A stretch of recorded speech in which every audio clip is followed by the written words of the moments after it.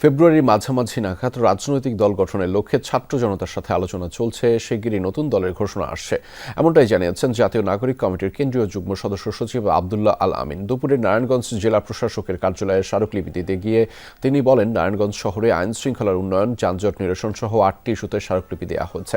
সেই সাথে জুলাই অভ্যুত্থানের খুনিদের গ্রেফতারের দাবি জানানো হয়েছে। এর আগে সকালে শহরের কেন্দ্রীয় শহীদ মিনার থেকে পদযাত্রা করে জেলা প্রশাসকের কার্যালয়ে যান জাতীয় নাগরিক কমিটির নেতাকর্মীরা। আমরা ফেব্রুয়ারির মাঝামাঝি নাগাদ দল গঠন করব, সেই লক্ষ্যেই আমাদের কাজকর্ম চলতেছে এবং ভালোভাবেই চলতেছে। আমরা আন্দোলনের সকল অংশীজন, ছাত্র জনতা, পেশাজীবী সকল অংশীজনের সাথে আমরা সংলাপ করছি এবং আলাপ আলোচনা চালিয়ে যাচ্ছি। ইনশাল্লাহ আমরা অতি দ্রুত দলের ঘোষণা দিতে পারবো।